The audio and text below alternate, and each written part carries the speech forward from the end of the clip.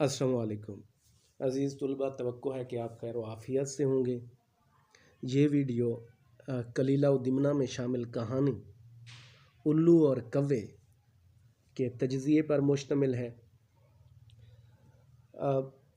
इस कहानी का ख़ुलासे के साथ साथ तजज़िया भी हम करते जाएंगे। इस कहानी का आगाज़ कुछ इस तरह होता है कि एक जगह पर 1000 उल्लू और 1000 कव्वे पड़ोस में रहते हैं एक दूसरे के। तो उल्लू कव्वों पर धावा बोल देते हैं। वो ताकतवर होते हैं इनके मुकाबले में और इनके कई कत्ल कर दिए जाते हैं, कईयों को ज़ख्मी कर दिया जाता है और कई बेघर कर दिए जाते हैं। तो अब कव्वे चूँकि उल्लुओं के मुकाबले में कमज़ोर होते हैं तो वो उन पर यानी जवाबी हमला नहीं कर सकते। तो वो कोई ऐसी चारासाज़ी की तलाश में होते हैं जिस के ज़रिए वो उनसे अपना बदला ले सकें। कव्वों का जो बादशाह होता है वो 5 उसके वज़ीर होते हैं। वो उनसे राय तलब करता है कि किस तरह हम उल्लुओं से अपना बदला ले सकते हैं। तो उनमें से पहले जो 3 वज़ीर होते हैं वो यही राय देते हैं कि सख्त दुश्मन के सामने हमें भाग जाना चाहिए, क्योंकि अगर हम उनसे लड़ेंगे तो इसमें अपना ही नुकसान है। और कहीं चौथा भी इस तरह की राय देता है कि हमें उनसे सुलह कर लेनी चाहिए और उन्हें कोई टैक्स अदा करना चाहिए। तो इस तरह हम यानी कि अपने वतन में रहेंगे। जो आखिरी कव्वा होता है उसकी राय बादशाह के दिल को लगती है। वो ये कहता है कि हमें वक्त की नज़ाकत के मुताबिक चलना चाहिए। हमें जासूस भेजकर कहीं दुश्मन की ताकत का अंदाज़ा करना चाहिए और फिर उसी के मुताबिक अपना लाहे अमल तैयार करना चाहिए। तो ये बात बादशाह के दिल को अच्छी लगती है और वो यानी यहाँ फिर कहानी फिर चलना शुरू हो जाती है कि ये इन कव्वों और इनके दरमियान उल्लुओं के दरमियान दुश्मनी का सबब क्या था। तो वो कुछ ये सबब था कि आबी परिंदे जिनका बादशाह नहीं था तो वो उल्लू को बादशाह बनाने जा रहे थे, लेकिन कव्वा वहाँ वो आबी परिंदों को ये राय देता है कि आपको उल्लू को किसी सूरत बादशाह नहीं बनाना चाहिए। यानी उल्लू के ख़िलाफ़ राय देता है कि इसे आप बादशाह किसी सूरत तस्लीम ना करें। तो ये उनके दरमियान यानी दुश्मनी की वजह बन जाती है। तो बहरहाल कहने का मतलब ये है कि वो कहता है कि वो फिर कहता है कि मैं इसके लिए ख़ुद तैयार हूँ। जो 5वां कव्वा होता है, 5वां वज़ीर होता है, आप मुझे जो है ना मेरे ये जो पर हैं ये खींच लिए जाएं और मुझे बांध के वो उल्लुओं के ठिकाने के करीब फेंक दिया जाए। तो ऐसा ही होता है। उल्लू जब कव्वे को इस हालत में देखते हैं तो उनमें से जो एक ज़ीरक वज़ीर होता है उल्लुओं का, उसका कहना ये होता है कि हमें दुश्मन पर किसी सूरत रहम नहीं खाना चाहिए और इसे कत्ल कर देना चाहिए। लेकिन बाकी जो वज़रा होते हैं उनकी ये राय होती है कि दुश्मन एक कमज़ोर हालत में हमें मिला है तो इससे अच्छा सलूक करना चाहिए और इसकी ख़ता को नज़रअंदाज कर देना चाहिए। बहरहाल उनका जो बादशाह होता है वो आखिर ज़िक्र वज़ीर की राय से वो इत्तफ़ाक़ कर लेता है। यानी वो कव्वे को कुछ नहीं कहता, वो उसकी खुराक का इंतज़ाम करता है और अपने दरबार में जगह देता है। इस तरह वो कव्वा जो है ना उनके सारे असरार और रमूज़ से आगाही हासिल करता है और जब वो मुकम्मल तौर पर सेहतयाब हो जाता है, उसके जिस्म पर मुकम्मल पर आ जाते हैं, तो वो वहाँ से निकल जाता है और جا کر پوری خبر اپنے بادشاہ کو دیتا ہے۔ اس طرح کوے منصوبہ بندی کرتے ہیں اور علوم کی غاروں میں، وہ غاروں سے بہر آگ جلاتے ہیں، جو بہر نکلتے ہیں غاروں سے وہ آگ میں جل کر بھسم ہو جاتے ہیں، اور جو غاروں کے اندر رہتے ہیں وہ دھوئیں کی وجہ سے مر جاتے ہیں۔ تو اس طرح وہ اپنا انتقام لینے میں کامیاب ٹھہرتے ہیں، اور یہ اس کہانی کا مرکزی پلاٹ ہے یا اہم واقعات ہیں جسے ہم نے بیان کیا۔ اب اس میں دو باتیں جس کی طرف اشارہ کیا گیا ہے۔ پہلی تو یہ کہ دشمن کی فطرت کسی صورت نہیں بدلتی، یعنی دشمن ہمیشہ دشمن ہی رہتا ہے جب وہ اپنی فطرت پر ہمیشہ کاربند رہتا ہے۔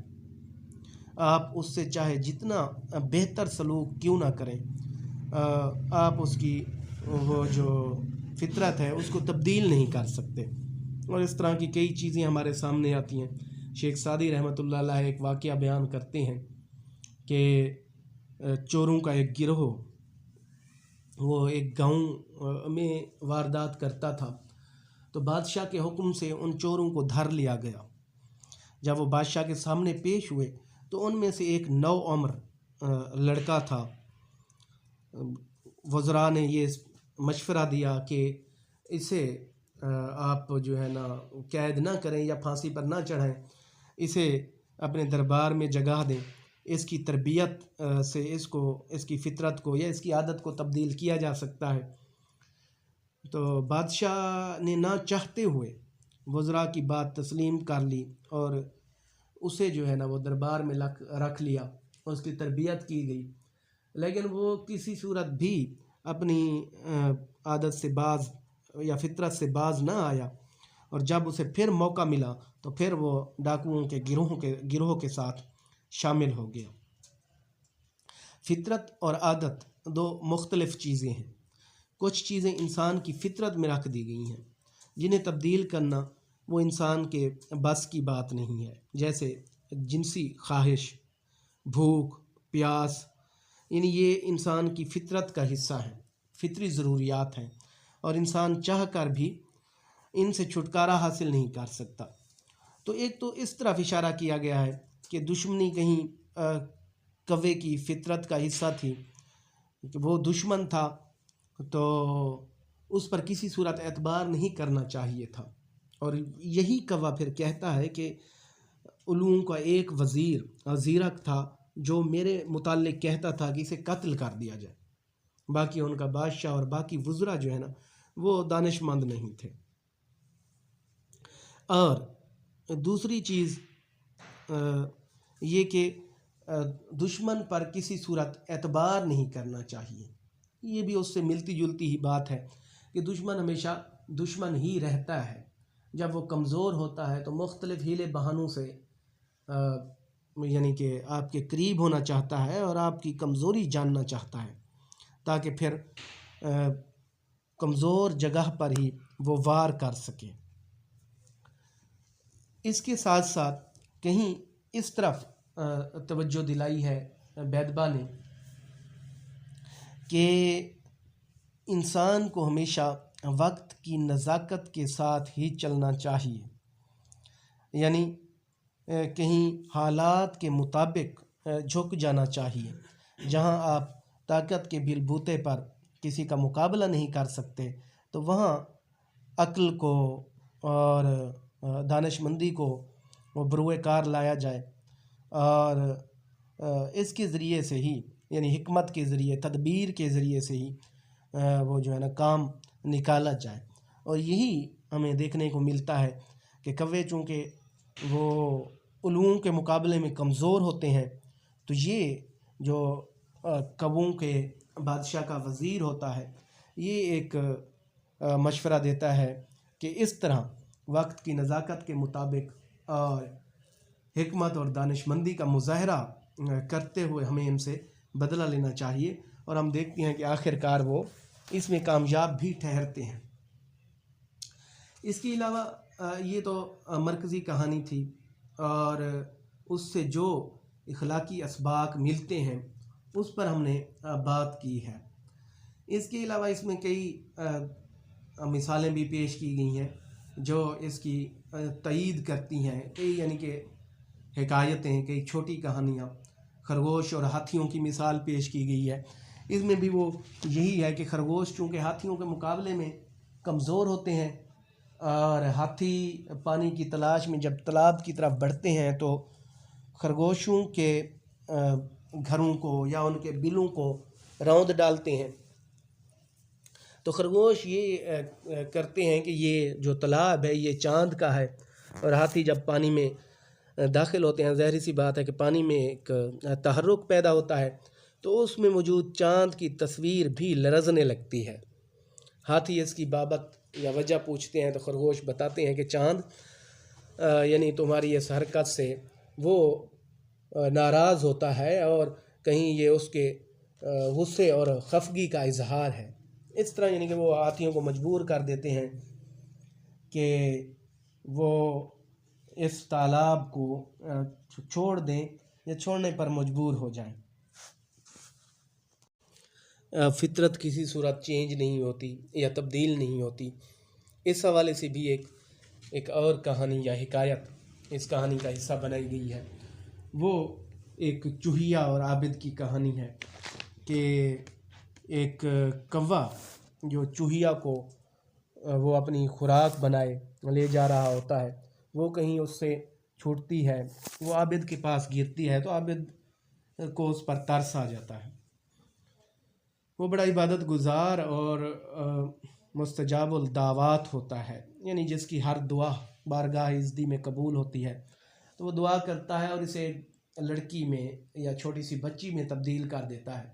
پھر وہ اسے گھر لے جاتا ہے اور گھر والوں کو کہتا ہے کہ اس کے ساتھ بیٹی جیسا سلوک کیا جائے، اور جب وہ بڑی ہو جاتی ہے تو اس سے کہتا ہے کہ آپ جس سے چاہیں میں اس سے آپ کا نکاح کرا دیتا ہوں۔ تو وہ کہتی ہے کہ میں نے سب سے طاقتور چیز کے ساتھ ہی نکاح کرنا ہے۔ تو پہلے وہ سورج کے پاس جاتا ہے، تو سورج کہتا ہے کہ مجھ سے طاقتور بادل ہیں جو مجھے ڈھانپ دیتے ہیں۔ بادلوں کے پاس جاتا ہے تو بادل کہتے ہیں کہ ہم سے طاقتور ہوا ہے جو ہمیں ادھر ادھر لیے پھرتی ہے۔ ہوا کے پاس جاتا ہے تو ہوا کہتی ہے کہ مجھ سے طاقتور پہاڑ ہیں جن کو میں ذرا برابر بھی اپنی جگہ سے نہیں ہلا سکتی۔